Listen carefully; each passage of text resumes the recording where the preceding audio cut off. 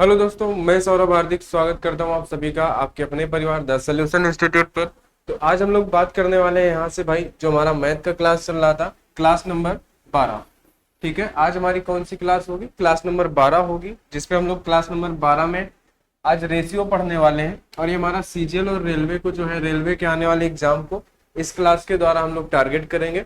और आज हम लोग पढ़ेंगे, आज की क्लास जो होगी और इसके बाद एक और क्लास होगी। तो जो लास्ट क्लास होगी उसमें हम लोग थोड़ा सा प्रैक्टिस वाले क्वेश्चन पढ़ेंगे, और आज अभी हम लोग थोड़ा कॉन्सेप्ट पे थोड़ा सा हाई लेवल वाले मेंस लेवल के क्वेश्चन हम लोग यहाँ पे पढ़ने वाले हैं। ठीक है भाई, और जिन्हें पीडीएफ चाहिए होता है वो टेलीग्राम पे ज्वाइन हो जाना। वहां पे पीडीएफ 2-3 क्लास का इकट्ठे डाल दिया जाता है ना, रोज नहीं डाल पाते हैं तो इस इकट्ठा डाल दिया जाता है, नहीं कभी तो रोज रोज डाल दिया जाता है। ठीक है भाई, और जिन्होंने अभी तक चैनल को सब्सक्राइब नहीं कर रखा है, प्लीज वो सभी लोग चैनल को सब्सक्राइब जरूर कर लेंगे। तो चलिए अब हम लोग आगे बढ़ते हैं आज की अपनी क्लास की तरफ। आज की क्लास का हमारा पहला क्वेश्चन आपके सामने है भाई। ठीक है, चलिए तो आज की क्लास का पहला क्वेश्चन आपके सामने है। क्वेश्चन को आप लोग ध्यान से पढ़ेंगे और उसके बाद आंसर भी करेंगे। ठीक है, आंसर अपनी रफ कॉपी में करेंगे। चलिए देखिए, एक सिक्के का मूल्य उसके व्यास के वर्ग के अनुक्रमानुपाती है ना। पहले इस लाइन को समझते हैं। एक सिक्के का मूल्य जो है उसके व्यास के वर्ग के अनुक्रमानुपाती है। क्या है? एक सिक्के का जो मूल्य है, यानी सिक्के का जो प्राइस है, सिक्के का जो प्राइस है वो उसके वर्ग के, है ना, उसके व्यास के वर्ग के यानी डायमीटर के वर्ग के अनुक्रमानुपाती है ना। अनुक्रमानुपाती का मतलब क्या होता है? डायरेक्टली प्रोपोर्शनल, है ना। ठीक है, बोलो बात समझ में आई इतनी? तो P बराबर क्या हो जाएगा हमारा? D square. आगे पढ़ते हैं। अगर जब मोटाई नियत होती है, यानी जब मोटाई नियत होती है और जब व्यास नियत रहता है, तब इसका मूल्य इसकी मोटाई के अनुक्रमानुपाती हो जाता है। यानी इन्होंने बोला क्या है, ध्यान से समझो। जब मोटाई नियत हो, जब मोटाई सेम रहे और व्यास भी क्या रहे, नियत रहे, है ना। जब मोटाई सेम हो और व्यास भी सेम हो तो क्या हो जाता है? इसका मूल्य इसकी मोटाई के अनुक्रमानुपाती हो जाता है, यानी इसका प्राइस इसकी मोटाई यानी थिकनेस के अनुक्रमानुपाती हो जाता है।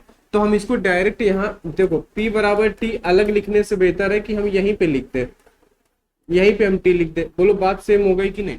बस इतनी सी बात आपको यहाँ पे समझनी थी। बोलो इतनी बात आपको समझ में आई कि नहीं आई? बताओ भाई, इतनी बात समझ में आ गई आपको? चलिए कोई बात नहीं, अब आगे बात करते हैं। दो सिक्कों के व्यास का अनुपात आपको दिया है 5:4 है। यदि पहले सिक्के का मूल्य दूसरे सिक्के के मूल्य का 0.5 यानी आधा है ना। 0.5 गुना है, पहले सिक्के का मूल्य दूसरे का आधा है। देखो हम इसको फार्मूला क्या बनाएंगे? P1 अपॉन में P2 इक्वल में हम करेंगे यहाँ पे D1 स्क्वायर, ठीक है, इंटू T1।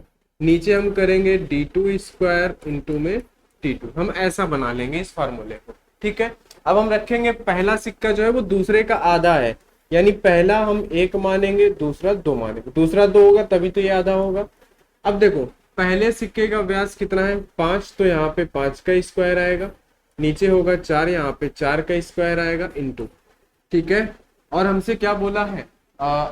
जबकि दूसरे सिक्के की मोटाई इतनी है। देखो दूसरे सिक्के की मोटाई इन्होंने दे रखा है कि 37.5 है, तो आपको इसकी बतानी है। बस इतना तो है ना। बस हम लोगों ने सिर्फ वैल्यू रखी है और कुछ नहीं किया है यहाँ पे। बोलो बात समझ में आई कि नहीं? हम लोगों ने सिर्फ क्या किया है? वैल्यू रखी है। बोलो भाई, अब चलो आगे देखते हैं। यहाँ पे हमारे पास तो ये 1/2 ही रहेगा। यहाँ पे हमारे पास आ जाएगा 25 अपॉन में 16, 25 अपॉन में 16 इंटू यहाँ पे x रहेगा, नीचे हमारा इंटू आएगा 30, है ना। ये हम इसको 375 कर लेते हैं, ऊपर 10 ले आते हैं। अब इसको आप कैलकुलेट कर लो। तो देखो भाई, इसको आप कैलकुलेट करोगे 25 से अगर काटते हो तो 25 एकम 25, ठीक है, बचेगा कितना आपके पास? 12। 25 पंचे 125, ठीक है। इसको काट लो 5 से, 5 दूनी 10, 5 तिया 15, ठीक है। ये 2 से कट जाएगा 8 बार और ये 2 से कट जाएगा 4 बार, यानी आपके पास कितना आ गया? 12 सेंटीमीटर। यानी x की वैल्यू कितनी आ जाएगी आपके पास? x की वैल्यू आ जाएगी 12। यानी जो दूसरे सिक्के की मोटाई है तो पहले की बतानी थी, पहली सिक्के की मोटाई हो जाएगी 12 सेंटीमीटर। बोलो आसान था? बस इतनी सी बात आपको समझनी थी, बाकी हमने सिर्फ वैल्यू रखा है और कैलकुलेशन किया। इस बात को आपको समझना था। जिसे नहीं समझ में आई है वो एक से दो बार इसको रिपीट कर लेंगे, आपको समझ में आ जाएगी। ठीक है भाई, चलिए अब आगे बात करते हैं, हम लोग अगले क्वेश्चन की तरफ चलते हैं। अगला क्वेश्चन हम लोग यहाँ से देख लेते हैं। आइए भाई,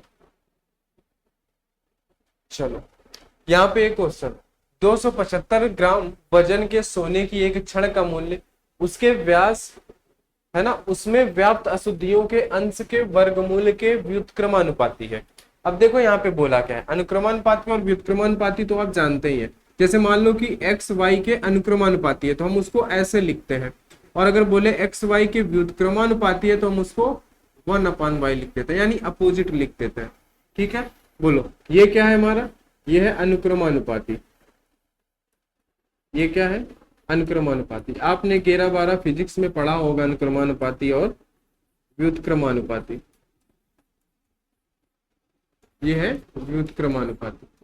बोलो भाई, ठीक है, बस इतनी सी बात आपको याद रखनी है।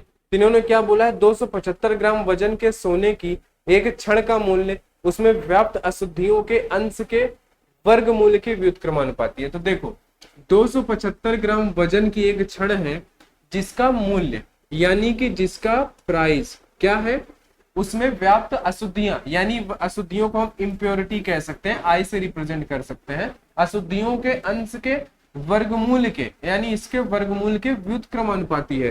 तो व्युत्क्रमानुपाती को हम कैसे लिखते हैं, 1/i, ऐसा। ये हो गया हमारा व्युत्क्रमानुपाती। बोलो बात समझ में आई, ये हमारा क्या हो गया, व्युत्क्रमानुपाती। यानी हमसे क्या बोला है, लाइन को ध्यान से पढ़ना है कि सोने की एक छड़ का मूल्य, उसमें व्याप्त अशुद्धियों के, यानी सोने की छड़ का मूल्य उसमें व्याप्त अशुद्धियों के अंश के वर्गमूल के व्युत्क्रमानुपाती है। क्या, वर्गमूल के व्युत्क्रमानुपाती है, हमने कर दिया। फिर यदि 32.4 ग्राम अशुद्धि वाली छड़ का मूल्य इतना हो तो इतने रुपए वाली कीमत छड़ में कितने ग्राम शुद्ध सोना है, हमें ये बताना है। तो अब देखो इस फार्मूले को भी हम, भाई हमारे पास दो छड़ हो गई हैं तो हम दो छड़ के रूप में इस फार्मूले को भी हम बना लेंगे। यानी यहाँ पे हम करेंगे P1, यहाँ पे हम करेंगे P2, पहली छड़ का मूल्य दूसरे छड़ का प्राइस। यहाँ पे हमारा ऊपर जाएगा क्या, देखो ये तो है हमारा I1 पहली वाली छड़ का, है ना, तो हमारे पास यहाँ पे I² I2 इसका ऊपर जाएगा, व्युत्क्रमानुपाती है ना, तो पहले वाले का नीचे आएगा I1², पहले वाले का नीचे तो इसका ऊपर जाएगा। बोलो इतनी बात समझ में आ गई आपको, बताओ भाई इतनी बात समझ में आ गई कि नहीं। व्युत्क्रमानुपाती बोला ना, तो P1 का अगर नीचे है तो P2 का ऊपर जाएगा। अब हमें कुछ नहीं करना है, बस यहाँ पे हमें वैल्यू रखनी है। पहली छड़ जो है हमारे पास वो कितने की है, 90,400। दूसरी छड़ जो है हमारे पास 1,35,600 का है। ठीक है, आगे I2 हमें क्या करना है, जो दूसरी छड़ है उसका हमें क्या बताना है, उसका हमें अशुद्धि लिखना है जो कि हमें नहीं पता है, तो हम इसको यहाँ पे x लिख देंगे। ठीक है, नीचे। और इस वाली छड़ की, जो पहली वाली छड़ है, इसकी अशुद्धि हमें पता है कि 32.4 है। कितनी है, 32.4 है। ठीक है, बताओ जरा। और स्क्वायर है ना, सॉरी हाँ, यहाँ पे हमारे पास क्या है, स्क्वायर है इनका। बताओ भाई इनका क्या है, स्क्वायर है। चलो आगे इसको सॉल्व करना, आगे इसको सॉल्व करना। ये डिवाइड किससे होगा भाई, ये बताओ डिवाइड किससे होगा ये।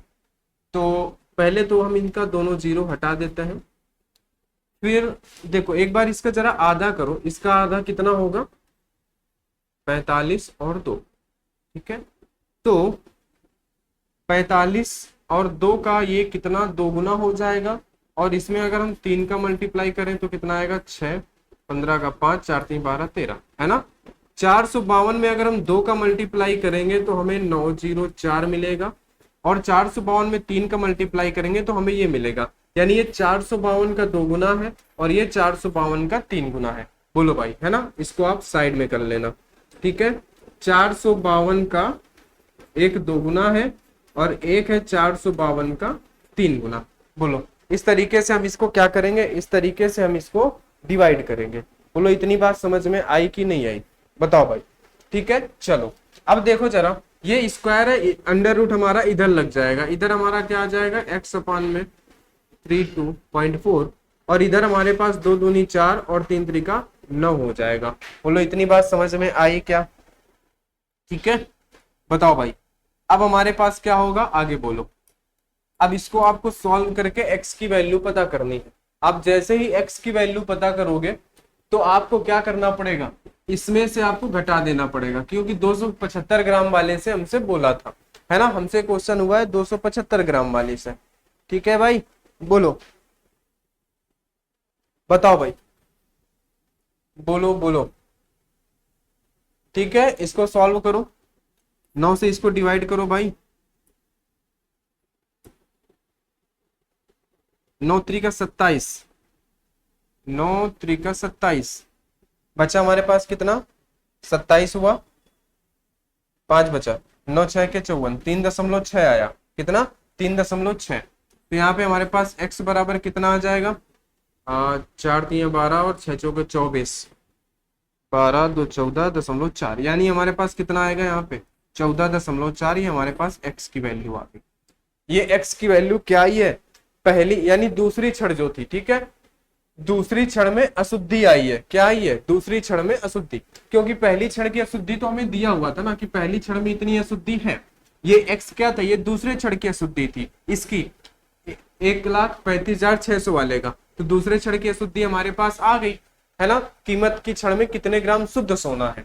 तो अब देखो अशुद्धि हमारे पास इतनी आ गई और इतने ग्राम की छड़ है, कितने की, 275 ग्राम की वो छड़ है, इसमें से हमें घटाना पड़ेगा 14.4। बोलो 14.4 घटाओगे, ठीक है, इधर आपको 0 करना पड़ेगा, इसको हटाते हैं, इधर आप 0 करोगे, 10 में से 4 जाएगा 6, 0.6 वाले 2 ऑप्शन है हमारे पास, आगे करते हैं, 4 में से 4 जाएगा 0, यानी 0.6 के बाद हमारे पास 0 होना चाहिए, तो आपके पास सिर्फ इकलौता ऐसा ऑप्शन है, तो आपका आंसर क्या हो जाएगा 260.6 ग्राम, है ना, यानी ये इसमें शुद्ध सोना कितना है, 260.6 ग्राम शुद्ध सोना है।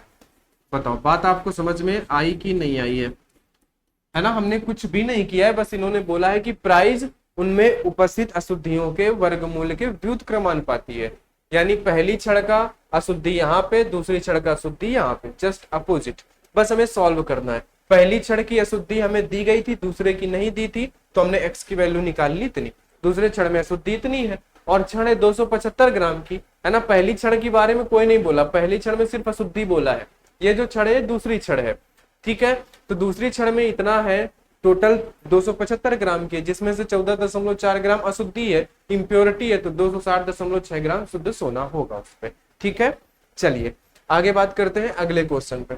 अगला क्वेश्चन, इस टाइप के क्वेश्चन आप लोग पहले भी कर चुके हो, आसान है, इसे करते हैं।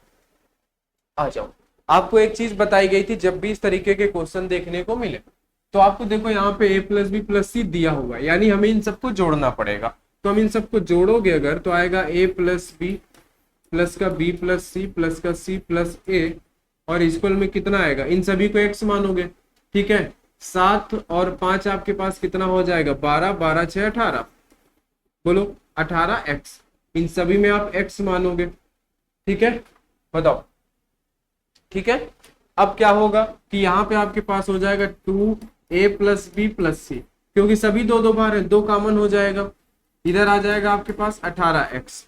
अब यहाँ पे a plus B plus C बराबर कितना आएगा, 9x, बोलो आएगा कि नहीं, 2 से हमारे पास कट जाएगा, 9 बार 9x आएगा। अब a plus B plus C बराबर कितना है, 27, तो 27 बराबर 9x, तो x बराबर कितना, 3, x बराबर कितना है, 3, बताओ जरा x बराबर कितना है, 3 है।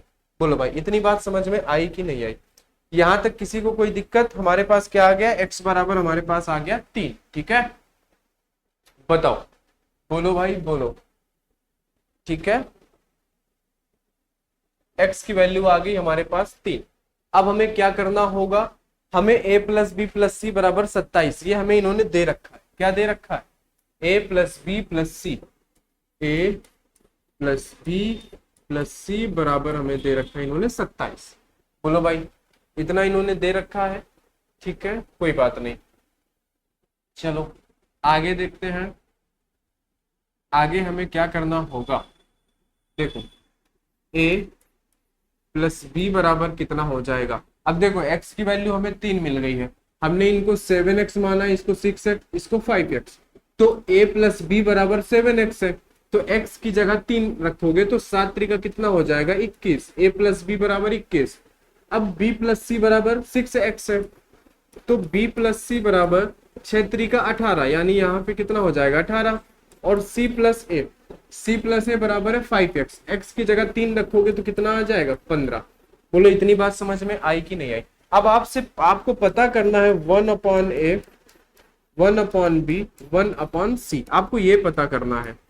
तो a आपको कैसे पता चलेगा, देखो आप क्या करो, देखो जब आप इसको घटाओगे एक बार, जब इसके साथ इसको घटाओगे तो a से a b से b कट जाएगा, बचेगा c, और 27 में से 21 जाएगा तो आपके पास कितना बचेगा 6, यानी c की वैल्यू आएगी आपके पास 6। बोलो बात सही है, ठीक है। अब जब आप इसको घटाओगे तो 27 में से जब 18 जाएगा तो आपके पास बचेगा 9, और b और c कट जाएगा, बचेगा a, यानी यहाँ पे आएगा आपके पास 1/9। बोलो इतनी बात समझ में आई क्या, है ना। इनको थोड़ा सा दूर लिखते हैं, क्या आएगा 1/9, ठीक है। अब जब आप इसको घटाने जाओगे 27 में से जब आप 15 घटाओगे तो आपके पास कितना बचेगा, बोलो 12 बचेगा ना, 5 और 7 12, और बचेगा आपके पास b, तो यहाँ पे आ जाएगा 1/12। बोलो इतनी बात समझ में आई कि नहीं आई, इतनी बात भेजे में आई कि नहीं आई। यहाँ से हमें x की वैल्यू मिली, है ना, क्योंकि हमें बाद में a b c चाहिए तो हमें कैसे निकालेंगे, है ना, इसलिए हमें x की वैल्यू चाहिए। अब हम क्या करेंगे, इनका एलसीएम लेंगे, 36 होगा क्या, इनका एलसीएम 36, क्योंकि 12 के पहाड़े में 36 ही आएगा, तो 9 चौके 36, यानी यहाँ पे 4, 12 तिये 36 और 6 36, 4 3 6 है क्या आंसर में, ऑप्शन नंबर आपका बी, 4:3:6। बोलो बात समझ में आई क्या। a/b/c, है ना, 1/a 1/b 1/c का मान 4:3:6 होगा। बोलो बात समझ में आ गई, कोई बड़ी बात नहीं थी। इस तरीके का क्वेश्चन हम पहले भी कर चुके हैं। इनमें कैलकुलेशन थोड़ा होता है क्योंकि ये मेंस लेवल के क्वेश्चन है। अब जैसे यहाँ पे देखो, इसको पढ़ोगे और आपका माथा घूमेगा इसमें, पढ़ो भाई इसको ध्यान से, ठीक है। एक धनराशि रुपए में ए बी और सी के बीच 9:6:11 के अनुपात में बांटी जाती है, ठीक है। ए है, देखो अब तो आपको क्वेश्चन बनने लगे होंगे, है ना, क्योंकि अब रिपीट हो रहा है, 9, 6 और 11 के रेशियो में बांटी जाती है। ए अपने हिस्से से 5 रुपए सी को देता है, तो एबीसी के हिस्सों का अनुपात इतना हो जाता है, यानी जब देने के बाद पैसा 4, 3 और 6 हो जाता है। बोलो इतनी बात समझ में आई कि नहीं आई, है ना, यहाँ पे रेशियो लगा लेना भाई, ठीक है। तो अब बताओ जरा, पैसा किसने किसको दिया, ए अपने हिस्से से 5 रुपए सी को देता है, ए ने दिया है सी को पैसा कितना 500, ठीक है। इतनी बात समझ में आई। तो देखो आपको इस तरीके के क्वेश्चन में ये ध्यान देना होता है कि जो जिसको दे रहा है उसमें उसके रेशियो में कमी ज्यादा हो, ठीक है, लेकिन जिसका लेना देना नहीं है उसे कुछ नहीं करना चाहिए। तो यहाँ पे देखो बी का कोई लेना देना नहीं है, बी ने ना किसी को पैसा दिया है ना किसी से पैसा लिया है, तो बी बोलेगा भैया तुम बिना मतलब हमें क्यों बदल दिए, हमें तो सेम रहने दो। तो आप क्या करोगे, इसको सेम करोगे, है ना। तो यहाँ पे 6 है तो यहाँ पे आप 2 का मल्टीप्लाई करा दोगे सब दूर, तो ये क्या बन जाएगा 4 दूनी 8 बन जाएगा, ये 3 दूनी 6 बन जाएगा, और ये 6 दूनी 12 बन जाएगा। बोलो बात समझ में आई क्या। अब इस रेशियो से हमें मतलब नहीं है, हमें मतलब है इससे, ठीक है। अब आपका जो क्वेश्चन के अकॉर्डिंग लैंग्वेज है वो आपका सेट हो गया कि भाई बी में कोई चेंजेस नहीं है, ए ने पैसा दिया है सी को तो ए और सी में बदलाव होगा। अब देखो ए ने पैसा दिया है 500, यहाँ पे गिरावट हुई है 1 यूनिट की, और इधर पे बढ़त हुई है 1 यूनिट की, यानी 1 यूनिट का लेन देन हुआ है रेशियो के हिसाब से, 1 यूनिट का लेन देन हुआ है, जबकि इन्होंने बोला 500 रुपए का लेन देन हुआ है, तो 1 बराबर 500। बोलो बी और सी के आरंभिक हिस्सों का योग क्या है, बी और सी के आरंभिक हिस्सों का, बी और सी के आरंभिक हिस्से कितने हैं 11 और 6 17, यानी इस पे 17 का मल्टीप्लाई करा दो तो आपके पास 8500 रुपए, ये इनका प्रारंभिक हिस्सा है। ऑप्शन नंबर ए सिंपल था, आसान था, कोई बड़ी बात ही नहीं थी, है ना। बस आपको देखना है ये है कि जिसके बीच लेन देन हो रहा है वही इधर उधर होगा, जिसके बीच नहीं हो रहा भैया उसे तो सेम रहने दो, ठीक है। चलो आगे बात करते हैं अगले क्वेश्चन पे, क्वेश्चन नंबर 6। अब ये कल आपका ये चैप्टर खत्म हो जाएगा, है ना। अब आप परेशान मत हो, अगली क्लास में ये अगले लेक्चर में चैप्टर समाप्त, फिर हम लोग चलेंगे परसेंटेज। आ जाओ। जब x को 9, 15, 21 और 31 में से प्रत्येक में जोड़ा जाता है तो प्राप्त संख्याएं समानुपात में होती हैं। संख्या 3x - 2 और 5x + 4 के बीच मध्य अनुपाती ज्ञात करो। इसके दो तरीके हैं। एक तरीका है आपका बेसिक मेथड और एक है आपका ट्रिक, है ना। ये आता है एक्चुअली बेसिक मेथड से ही है, हम लोग बोल देते हैं ट्रिक। क्यों बोल देते हैं? क्योंकि कुछ लाइनें इस पे कम हो जाती है ना। देखो, बेसिक मेथड से अगर आप करोगे तो इनके कहने का मतलब क्या है। देखो, आपको समानुपात का मतलब पता है कि क्या होता है, A/B समानुपाते, ठीक है, C/D। बोलो, इसी को हम ऐसे लिख सकते हैं A/B बराबर C/D, और इसको हम ऐसा लिख सकते हैं A × D, है ना। छोड़ो, इसका कोई लेना देना नहीं है, रहने दो, है ना। नहीं तो हम ऐसा लिख सकते हैं, आपको बता ही दे, A × D बराबर B × C, हम ऐसा लिख सकते हैं, है ना। बोलो, इसका कोई लेना देना नहीं है, हटाओ।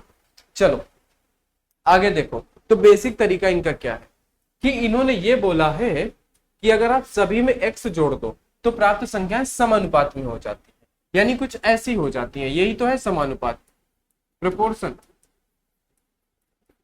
समानुपात में हो जाती है। तो देखो, आप क्या करोगे कि जब आप 9 के साथ x जोड़ोगे, है ना, ठीक है, आप इनको ऐसा लिख लो या आप इनको ऐसा लिख लो, है ना। देखो, ये 9 है, ए हो गया, बी हमारा 15 है, बराबर में सी हमारा 21 है, डी हमारा 31 होगा। बोलो, A B C D, है ना। और इन्होंने क्या बोला, सॉरी, इनको थोड़ा सा दूर लिखना था। आप ऐसे करोगे, 9/15 इक्वल 21/30, है ना। तो ये अब इन सभी में हम क्या करेंगे, x जोड़ देंगे। 9 + x, 15 + x, 21 + x, 31 + x। अब आप जब इसको सॉल्व कर लोगे, आपको x की वैल्यू मिल जाएगी, आपका आंसर आ जाएगा। बात आप समझ गए? बोलो, तो ये है इसका बेसिक मेथड, जो भी इसको सॉल्व कर लेगा उसे आंसर मिल जाएगा। क्योंकि इन्होंने बोला कि सभी में x जोड़ दे तो समानुपात में हो जाते हैं, ठीक है। तो सभी समानुपात में, आप चाहोगे इस फॉर्मेट में लिखोगे, लेकिन सॉल्व करने के लिए ऐसा आपको लिखना ही पड़ेगा, इसलिए हमने डायरेक्ट उसको ऐसा लिख दिया, ठीक है। चलो, और इसका ट्रिक क्या है, देखो, ट्रिक इसका ये है कि 9, 15, इधर है 21 और 31। बोलो, आपको दिख रहा है 21 और 31, ठीक है। चलो, अब हमें क्या करना होता है, हमें लेना है इनका अंतर। हमें क्या लेना है, हमें लेना है इनका अंतर। इनके बीच में अंतर 6 का, इनके बीच में अंतर 10 का। ये और छोटा हो तो इसको कर दो, है ना। 2 से कट जाएगा 3 बार, 2 से कट जाएगा ये 5 बार, ठीक है। हमने कर लिया, इतना काम पता हो गया। हम पहले 9 और 15 लिखेंगे, फिर 21 और 31 लिखेंगे, है ना। AB और CD, इनके बीच का अंतर लेंगे, और अगर छोटा हो सकता है उसको छोटा करेंगे। अब हम इस 5 का मल्टीप्लाई इसके साथ करेंगे, इस 3 का मल्टीप्लाई इसके साथ करेंगे, तो 9 × 45 और 21 × 3 = 63, यानी 63 और 45 का हमें अंतर लेना है। 63 और 45 के बीच में अंतर कितने का है, 5, है ना, 50। 13 और 5 18 का अंतर है, कितने का, 18 का, ठीक है। फिर हमें इन रेशियो के बीच का अंतर लेना है, कितने का अंतर है, 2 का। 2 बराबर 18, 1 बराबर 9, 1 बराबर 9, यानी x बराबर 9। जो इसको सॉल्व करके आप निकालोगे x बराबर 9, वही हम लोगों ने यहाँ पे निकाल लिया। बात आप समझ गए, 1 बराबर 9 यानी x बराबर 9। बोलो, ये बात समझ में आई? आपको करना क्या है, ABCD लिखना है, उन दोनों का अंतर लेना है। अगर वो और छोटे हो सकते हैं, उनको और छोटा करना है। फिर इसका राइट साइड का मल्टीप्लाई इधर लेफ्ट साइड वाले में एक नंबर के साथ, पहले वाले के साथ A के साथ, फिर लेफ्ट वाले के इधर राइट में C के साथ मल्टीप्लाई करके दोनों का अंतर लेना है, और फिर रेशियो का अंतर लेके उन्हें बराबर करके जो भी x की वैल्यू या 1 की वैल्यू है उसको निकाल लेनी है। अब यह मान लो इसको x की वैल्यू ही बोल दे कि ये x बराबर 9 है, तो अब आप क्या करोगे, यहाँ पे रखोगे, है ना। तो संख्या इनका और इनका मध्य अनुपाती निकालना है। तो आप जब रखोगे 3x - 2 और 5x + 4 में, या हम इसको डायरेक्ट कर लेते हैं, जगह कम है, तो 9 × 3 = 27 में से 2 जाएगा 25, ठीक है। एक नंबर हमारे पास ये आ गया। दूसरा 9×45 और 4 हमारे पास कितना हो जाएगा 49, एक नंबर ये आ गया। यानी हम इसको बोल सकते हैं भाई मध्यानुपाती अब हमें निकालना है। तो अब मध्यानुपाती का फार्मूला b² बराबर a इंटू में c, या इसको हम बोल सकते हैं b बराबर √a इंटू सी, है ना। तो कितना आएगा, b बराबर a की वैल्यू है 25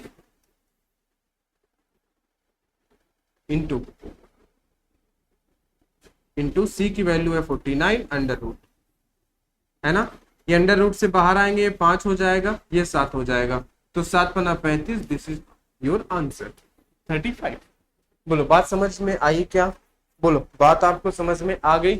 ठीक है, समझ में आ जानी चाहिए आपको। हमने कुछ नहीं किया है, बस इतना सा बात आपको समझना है। जब भी इस तरीके का क्वेश्चन मिले आपको ये कंडीशन अप्लाई करनी है ना। बात समझ गए? यक्स सभी में जोड़ने पर समानुपात में हो जाए तो इनका मध्य अनुपाती, इनका तृतीय अनुपाती, ठीक है। इनका तृतीय अनुपाती पूछा होता तो भी कोई दिक्कत नहीं थी, हमें इसको मानते भी इसको मानते, है ना। और हमसे मध्य अनुपाती पूछा था तो बी हमें बताना है, तो ए ये होगा सी ये होगा। भाई पीछे से तो हम नहीं मानेंगे ना, स्टार्टिंग से ए बी सी मानेंगे। बात समझ गए? सिंपल था, 35 आ गया। अगले क्वेश्चन पे चलते हैं। अगला क्वेश्चन है आपके पास ये कुत्ता बिल्ली वाला। ये क्वेश्चन आपको आता है? अरे बहुत आसान होता है। एक क्वेश्चन हम लोग ऐसा कर चुके, बहुत सिंपल है, कोई इसमें बड़ी बात नहीं है, कोई खेल नहीं है, बस लैंग्वेज इतनी बड़ी है, आपको घबराना नहीं है, ठीक है। आप मेरे साथ हो, बस आपको पढ़ना है, ध्यान देना है। एक कुत्ता शेर की हर 10 छलांग के लिए 7 छलांग लेता है तथा लोमड़ी शेर की 10 छलांग के लिए 12 छलांग लेती है। 5 छलांगों में कुत्ते द्वारा तय की गई दूरी। देखो पहले इनमें देख लो है कितने लोग। इसमें 3 लोग हैं, लायन है और डॉग है और एक है फॉक्स यानी कि लोमड़ी, है ना। एक कुत्ता शेर की 10 छलांग के लिए, यानी शेर कितनी छलांग लगा रहा है? शेर लगा रहा है 10 छलांग, शेर लगा रहा है 10 छलांग, ठीक है, कोई बात नहीं है। एक कुत्ता शेर की 10 छलांग के लिए 7 छलांग लेता है, यानी कुत्ता कितनी छलांग लेता है? 7 लेता है। तथा एक लोमड़ी शेर की 10 छलांग के लिए 12 छलांग लेता है। ये कितनी छलांग लेती है लोमड़ी? 12 छलांग लेती। इतनी बात खत्म, है ना। हमने यहां तक की बात कर ली है, ठीक है, इतना काम आपको कर लेना है। आगे देखो, 5 छलांगों में कुत्ते द्वारा तय की गई दूरी शेर द्वारा 15 छलांगों में तय की गई दूरी के बराबर है। देखो 5 छलांगों में कुत्ते द्वारा तय की गई दूरी t × 5, यानी डॉग द्वारा 5 छलांगों में तय की गई दूरी लायन द्वारा 15 छलांगों में तय की गई दूरी के बराबर। यानी अगर हम डॉग अपॉन में लायन करें तो कितना आएगा? 5 से कट जाएगा क्या? 1/3। बात आप समझ गए? कोई दिक्कत नहीं, इतनी बात हो गई। अगला पढ़ो।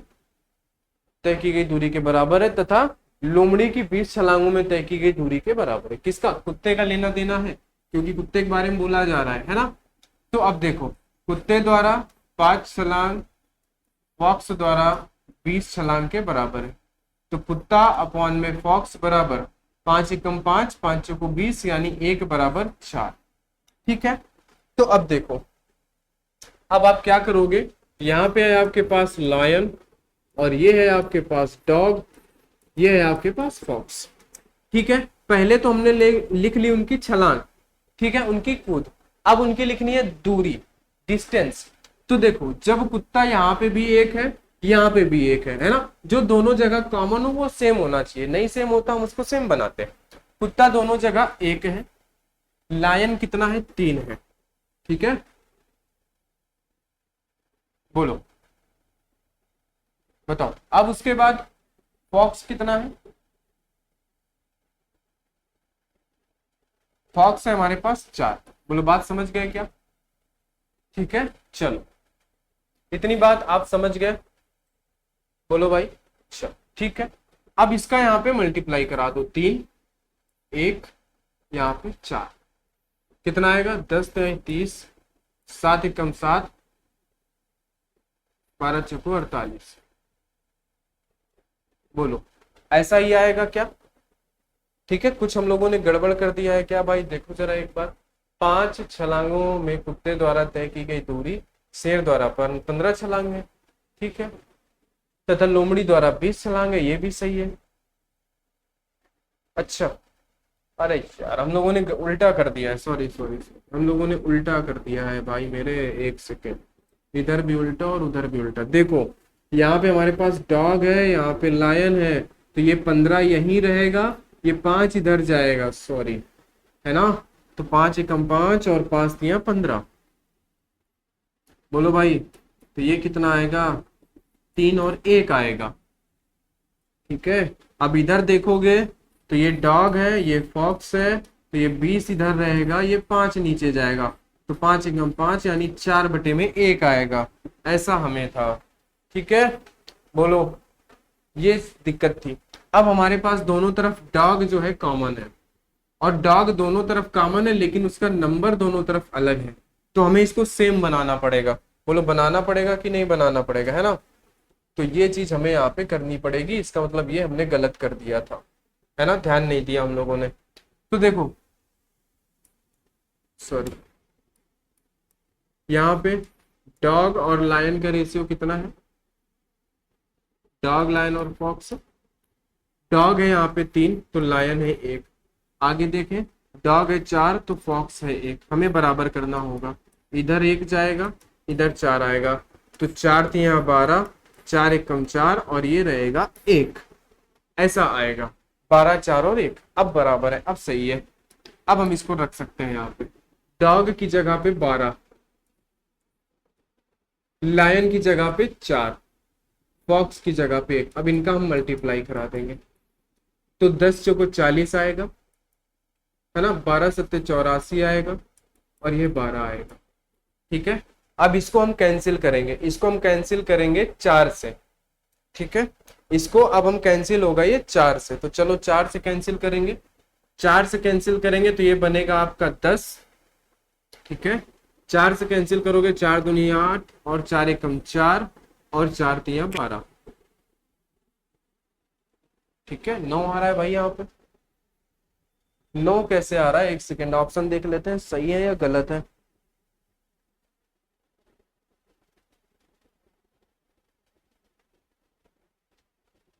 भाई 10,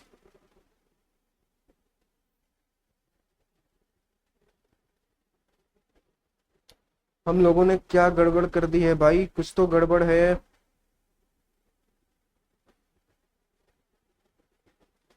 4 और 1 है,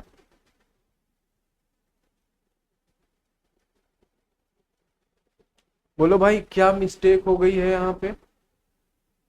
डॉग लायन और फॉक्स, डॉग को हमने 3 लिख दिया, लायन को हमने 1 लिखा, फिर डॉग यहाँ पे 4 है, सॉरी,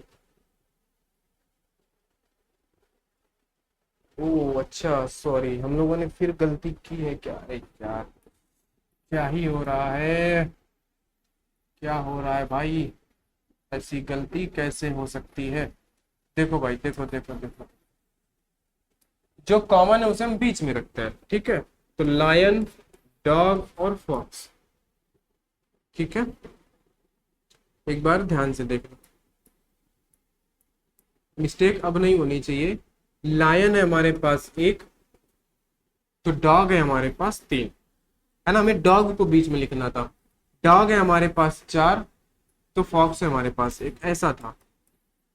अरे यार, 4 एकम 4, 4 तिया 12, 3 एकम 3, 4 12 और 3, है ना, तो यहाँ पे आएगा 40, यहाँ पे आएगा 84 और ये हो जाएगा 36। अब हमें 4 से डिवाइड करना है, तो आंसर हमारा यही आएगा, 10 चौको 40, 21 चौको 84 और 9 चौके 36। बोलो बात सही है ना। हमें डी कॉमन था, हमने ध्यान नहीं दिया, डी को हमें बीच में लिखना था, है ना। यही चीजें आपसे भी मिस्टेक हो सकती हैं, है ना, तो आप भी इनको ध्यान रखें कि मिस्टेक कहाँ पे हो। इसलिए आपको हर एक चीज को ध्यान में रखना है। पहले तो मिस्टेक हो गई लिखने में, फिर इसको बीच में लिखने में, है ना, हो जाता है कभी कभी। चलो बोलो भाई, तो ये हमारा आंसर आ गया, कोई दिक्कत नहीं, चलते हैं आगे अगले क्वेश्चन पर, है ना। छोटी क्लास होनी थी, बिना मतलब में लंबी हो गई, ये आपका और दिमाग खाएगा। इसके बाद लास्ट करेंगे, ये आपका दिमाग ज्यादा खाएगा, इसको आपको दोबारा देखना पड़ेगा, और जब तक आप ध्यान से नहीं पढ़ोगे आपको ये समझ में भी नहीं आएगा। देखो भाई, इसको ध्यान से समझना। तो भाई सी डी के बचत का अनुपात 5:6। ठीक है, इसको यहां से शुरू किया जाए क्या। सी और डी के बचत का अनुपात है 5:6। ठीक है, ये उनकी सेविंग्स है, यानी ये उनकी बचत का, आगे वे अपनी बहन के लिए एक उपहार लेते हैं तथा उसकी कीमत को, जो इन्होंने गिफ्ट लिया है उसकी कीमत को ये लोग बांट लेते हैं 4 और 5 में। यानी अगर गिफ्ट 9 रुपए का है तो सी 4 रुपए देगा, डी कितने देगा, डी देगा 5 रुपए। यदि सी के पास अपने कुल धन का 3/4 भाग बचता है, सी के पास अपने कुल धन का 3/4 भाग बचता है, यानी इस हिसाब से अगर हम बोले कि टोटल उसके पास 4 रुपए था तो उसके पास सेविंग कितनी हुई, सेविंग उसके पास 3 की हुई। उसने खर्चा कितना किया, यानी उसने गिफ्ट में कितने का खर्चा किया है, 1 का खर्चा किया। बताओ चलो ये बात आपको समझ में आई कि नहीं आई, वो वाली। गिफ्ट उपहार लेने के बाद सी के पास कुल धन का 3/4 बचता है, यानी अगर हम माने कि टोटल उसके पास 4 था तो बचा 3 है गिफ्ट लेने के बाद, यानी गिफ्ट में उसने 1 खर्चा किया। बोलो इतनी बात समझ में आ गई कि नहीं आ गई, स्टेप बाय स्टेप समझना। टोटल उसके पास 4 रुपए है, गिफ्ट लेने के बाद 3 रुपए बचता है, यानी 1 रुपए का उसने गिफ्ट लिया है। ठीक है, तो अब हम क्या करेंगे, हम ऐसा एक रिलेशन ढूंढेंगे जिससे हमारा काम हो जाए। तो हमें गिफ्ट भाई यहाँ पे 1 है, हम गिफ्ट वाले का रिलेशन ढूंढते हैं और किसके, सी का। तो सी यहाँ पे 4 है, तो हम एक काम करते हैं, कुछ रुपए मान लेते हैं कि सी ने कितने रुपए दिए होंगे, हम ये मान लेते हैं। तो हमने मान लिया कि सी ने गिफ्ट में जो डिवाइड हो सके वो वैल्यू मान लो, 20 मान लो, है ना, 40 मान लो, 80 मान लो। हमने मान लिया कि भाई उसने 20 रुपए दिए हैं गिफ्ट में। ध्यान से समझना, जहां पेन है वहां समझना। मान लिया हमने कि सी ने 20 रुपए दिए गिफ्ट में, और यहाँ पे देखें तो सी ने 1 यूनिट दिया है, तो इस 1 यूनिट की वैल्यू हमने बोल दिया कि 20 रुपए के बराबर। बोलो बात समझ में आई कि नहीं आई। हमने ये रिलेशन ढूंढा कि यहाँ पे भाई देखो हमें पता है कि सी ने 1 यूनिट दिया है, तो हम एक काम ना क्यों ना करें कि सी का ही गिफ्ट का खर्चा मान ले, क्योंकि ये गिफ्ट की ही बात है, हमने गिफ्ट से ही मान लिया। सी 4 है, यानी हमने मान लिया कि 20 रुपए इसने दिया। आप 40 मान लो, 80 मान लो, आंसर आ जाएगा। ठीक है, तो हमने यहाँ पे कर लिया। तो भाई सी ने 20 रुपए दिए, और आप खुद सोचो, आप बोलोगे कि सर यहाँ पे 4 की वैल्यू 20 है, यहाँ 1 की वैल्यू 20, ऐसा क्यों? ऐसा इसलिए है क्योंकि सी ने गिफ्ट लेने में तो 1 ही यूनिट खर्चा किया है, और वही चीज तो यहाँ पे सी ने ही गिफ्ट लेने के लिए तो पैसे दिए हैं। तो सी ने 20 रुपए दिए हैं, यानी इस 1 यूनिट की वैल्यू भी तो 20 रुपए ही है, क्योंकि सी ने ही तो पैसे दिए हैं। उसके पास 4 रुपए थे टोटल, 3 रुपए उसके पास बचे, यानी गिफ्ट में 1 रुपए, 1 यूनिट उससे खर्चा हुआ, यानी वो 20 रुपए के बराबर था। ठीक है, अगर ये 1 20 के बराबर है तो ये किसके बराबर, 60 के बराबर, ये किसके बराबर, 80 के बराबर। बोलो बात समझ गए क्या? ठीक है, अब देखो जब ये 80 के बराबर है, यानी उनके पास बचत कितनी थी, सी के पास बचत थी 80 रुपए की। बताओ जी, ये बात आपको कंफ्यूज करेगी।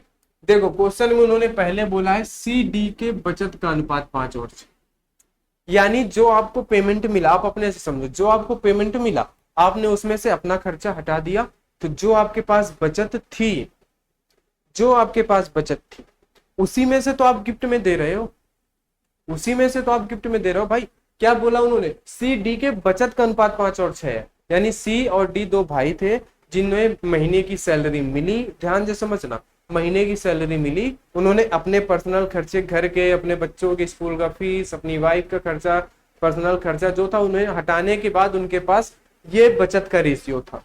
ठीक है, बचत का रेशियो था। और फिर इन्होंने सी के बारे में क्या बोला कि सी के पास उपहार लेने के बाद, उपहार लेने के बाद, जैसे आप बड़े भाई हो, बोला जाए कि आपके पास उपहार लेने के बाद 3 रुपए की सेविंग रह जाती है।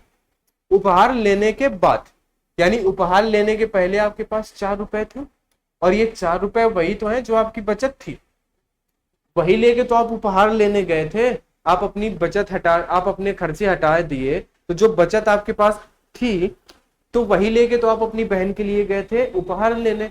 तो जब आपने उपहार ले लिया तो आपसे बोला दुकानदार, या आपको महसूस हुआ कि यार मेरे पास 3/4 बचा, यानी अगर टोटल 4 था तो मेरे पास 3 बचा, मैंने गिफ्ट में कितने दिए, 1 दिए, यानी टोटल ये जो 80 रुपए है ये उसकी बचत थी जो वो घर से लेके गया था। आप ऐसे समझो। ठीक है, तो इसकी वैल्यू 80, अगर 5 बराबर 80 है ना, तो ये 5 से कितनी बार कटेगा भाई, है ना, 16 बार, है ना। तो यहाँ पे कितनी, 16 छके 96 रुपए, टी के पास 96 रुपए थे बचत। ठीक है, बोलो टी के पास 96 रुपए थे। अब देखो यहाँ पे अगर यहाँ पे देखो ये 4 बराबर 20 है, 1 बराबर 5 है, तो यहाँ पे डी के कितने रुपए खर्चा हुए? 25 रुपए। बोलो हर एक बात क्लियर हो रही है कि नहीं? आप हर एक बात क्लियर हुई कि नहीं हुई? ये आप देखो, अभी आपको फिर एक बार समझाएंगे, ठीक है। डी के पास 25 रुपए। अब देखो, अब आगे बोला है कि 3 भाग बचता है तथा डी के पास 497 रुपए बचते हैं, ठीक है। डी के पास कितने बचते हैं? 497। देखो उसके पास 96 रुपए थे, उसने 25 रुपए गिफ्ट में खर्चा कर दिए, यानी 96 में से उसने 25 रुपए गिफ्ट में खर्चा किए। 6 में से 5 गए, 9 में से 2 गया 7, यानी 71 रुपए बचते हैं। 71 रुपए उसके पास बचते हैं और इन्होंने बोला एक्चुअली में 497 बचते हैं, है ना। और ये आपको दिख रहा है कि ये जस्ट 7 गुना है, तो 1 बराबर 7, 1 की वैल्यू 7।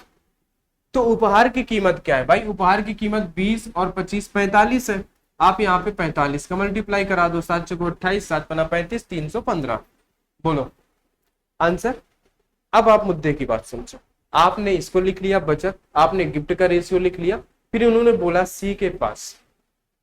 अब आप स्टार्टिंग से समझते हुए चलो, पढ़ाने का काम हो गया, अब समझाने का काम बचा। एक बार समझाएंगे और सभी लोग इसको ध्यान से समझेंगे मेरे दोस्त, ठीक है भाई। चलो आ जाओ, ध्यान से समझना।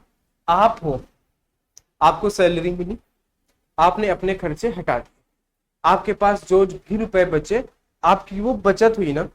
अब आप बोले कि चलो रक्षाबंधन आने वाला है, अपनी बहन के लिए कुछ गिफ्ट लाते हैं। तो जो आप थे और आपके भाई साहब थे, आपने अपनी बचत लेके गए, जो आपके पास बचा आप वो लेके गए गिफ्ट लेने। तो जब आपने गिफ्ट ले लिया, यानी आप सी की जगह आप अपने को रखो, आपके भाई को नहीं अपने को रखो। आपने जब गिफ्ट ले लिया तो आपके पास क्या बचा? आपके पास 3/4 बचा, यानी आप नीचे वैल्यू हमेशा टोटल मानते हो। आपने माना कि टोटल मैं 4 यूनिट लेके गया था और सेविंग मेरी 3 की अभी है, यानी मैंने गिफ्ट में योगदान किया है 1 यूनिट का। और यहाँ पे देखें तो 4 है, यानी हम इसको मान लिया हमने कि ये 20, कुछ तो मानना पड़ेगा। और हम मानेंगे किसको? जो रिलेट कर रहा है उसको हम मानेंगे, है ना। तो हमने मान लिया सी को कि ये 20 रुपए इसने योगदान किया, और यहाँ पे उसने 1 यूनिट का योगदान किया, यानी इसका ये 1 यूनिट 20 के बराबर है ना। ठीक है, कोई बात नहीं। ये 20 के बराबर, तो ये 3 बराबर 60, 4 बराबर 80। और ये वही रुपए तो है जो आप अपनी सेविंग से लेके गए थे, अपना खर्चा हटाने के बाद यही सेविंग लेके तो गए थे आप। तो आपकी बचत कितनी है? 80 की है, और वही बचत तो है ये 5 बराबर 80। 5 बराबर 80 तो 6 बराबर 96। और यहाँ पे जब आपने 20 रुपए दिया तो इसने 25 रुपए दिया, बात बराबर है, कोई दिक्कत वाली बात ही नहीं है ना। अब आगे बोला कि डी के पास 497 रुपए बचे, क्या? गिफ्ट लेने के बाद। भाई जब इसके पास ही गिफ्ट लेने के बाद तो इसके पास भी गिफ्ट लेने के बाद, तो गिफ्ट कितने का था? 25 का। एक्चुअली में थे 96 रुपए, रेशियो के हिसाब से उसने 25 रुपए खर्च कर दिए, यानी बचे उसके पास 71 रुपए रेशियो के हिसाब से, जबकि इन्होंने बोला एक्चुअली में 497 रुपए बचे। तो आपने 1 बराबर 7 निकाला, फिर बोला गिफ्ट कितने का? तो गिफ्ट है 45 रुपए का, यानी 7 गुणे 45, 315। बोलो बात समझ में आई क्या? ठीक है, उम्मीद है आपको बात समझ में आ गई होगी। नहीं समझ में आई तो अब आप इसको रिपीट करके क्लास को देख लेना। आज की क्लास में इतना ही। अगर कॉन्सेप्ट अच्छा लगा है, क्लास को लाइक कर देना, चैनल को सब्सक्राइब भाई जरूर कर देना। इसी तरीके से हर एक चैप्टर को बिल्कुल बेसिक से एडवांस तक हम लोग कवर करते हुए चलेंगे। और कल ये रेशियो खत्म हो जाएगा, फिर आप रेशियो की प्रैक्टिस करने बैठना। आप 100 में से 95 क्वेश्चन कर ले जाओगे, और जो 5 क्वेश्चन होंगे ना वो आपकी लापरवाही की वजह से छूटेंगे, जो आप रिवीजन नहीं करते हो। नहीं तो आप 100 में से 100 क्वेश्चन करोगे। कुछ ऐसे क्वेश्चन है जो हम लोग एवरेज में पढ़ेंगे, कुछ ऐसे क्वेश्चन है जो रेशियो में दिए हुए हैं जो कि आयु के हैं, तो उनपे टेंशन मत लेना। वो जब पूरा चैप्टर हो जाएगा, आयु पढ़ लेंगे, तो आपसे आयु के भी रेशियो वाले क्वेश्चन बन जाएंगे, क्योंकि रेशियो कॉन्सेप्ट हर एक चैप्टर में घुसा है, रेशियो और परसेंटेज, है ना। तो जो रेशियो के लैंग्वेज के हैं क्वेश्चन वो आप पूरे कर ले जाओगे। जो किसी आयु से संबंधित जैसे पर्टिकुलर चैप्टर को इंगित करते हैं, वो आप उस चैप्टर के होने के बाद कर पाओगे। ठीक है भाई, तो चलिए दोस्त, आज की क्लास में इतना ही। मिलते हैं हम लोग नेक्स्ट क्लास में, तब तक के लिए सभी को बहुत बहुत धन्यवाद।